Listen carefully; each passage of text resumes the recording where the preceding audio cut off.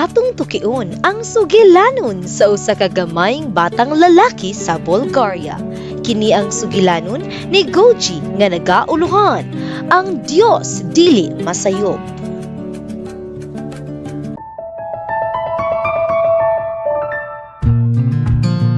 Sa unang pag-abot sa mga ginikanan ni Goji, aron ipalista siya sa usa ka Seventh-day Adventist kindergarten sa Bulgaria, ang iyang amahan puno og mga tattoo ug nagtrabaho isip bodyguard sa usa ka Bulgarian gangster, samtang ang iyang inahan murag fashion model o beauty queen. Sa sinugdan, nagkahuna-huna ang magtutudlo kung ang kindergarten ba angay alang sa ilang pamilya. Apan nag-ampo siya ug gisalikway ang iyang mga pagdumot ug paghusga base lamang sa ilang panagway. Gidawat niya sila tungod kayang eskwelahan makatudlo kang Goji sa paghigugma kang Jesus. Si Goji adunay developmental delay ug nagpakita og mga pamatasan nga may kalabutan sa autism. Naglisod siya pagsulti ug pakig-uban sa ubang mga bata.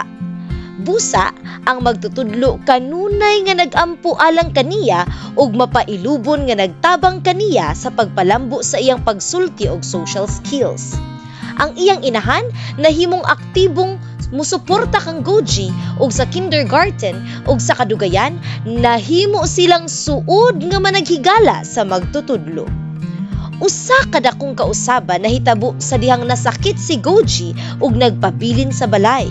Miingon siya sa iyang inahan, "Mami, panahon na para sa spiritual breakfast." Nag-awit usab siya og mga Kristohanong awit ug gipakita sa iyang inahan ang Biblia nga gihatag kaniya sa kindergarten. Nakita sa magtutudlo nga bukas ang iyang inahan sa pagkat-on mahitungod sa Dios.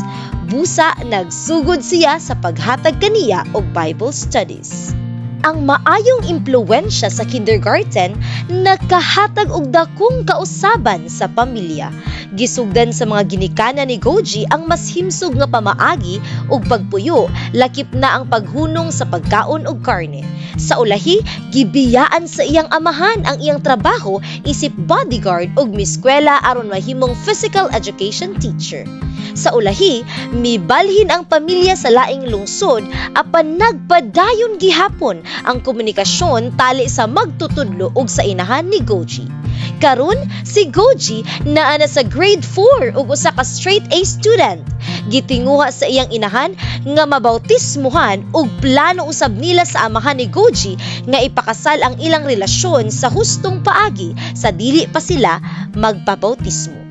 Karon nagtrabaho siya isip cosmetician ug dayag nga nagpaambit sa iyang gugma kang Jesus ngadto sa iyang mga kliyente. Ang iyang pangandoy mao ang mahimong missionary. Sa katapusan, nasabtan sa magtutudlo nga wala masayop ang Dios sa pagdala kang Goji ug sa iyang pamilya ngadto sa kindergarten. Hinunua, gigamit sa Dios ang eskwelahan aron mausab ug mapauswag ang ilang kinabuhi. Ang 13th Sabbath offering karon nga quarter makatabang sa Colorful Hope Kindergarten sa Sofia, Bulgaria aron makabalhin gikan sa giabangan nga pasilidad ngadto sa ilang kaugalingong building. Kapin sa katunga sa mga bata nga nag-eskwela didto gikan sa mga pamilya nga dili miyembro sa Seventh-day Adventist Church o dili motuo sa Dios. Pinaagi niini nga proyekto mas daghang pamilya ang maabot pinaagi sa edukasyon, kahimsog o gugma ni Jesus. Daghang salamat sa pagplano og usa ka madagayaong halad.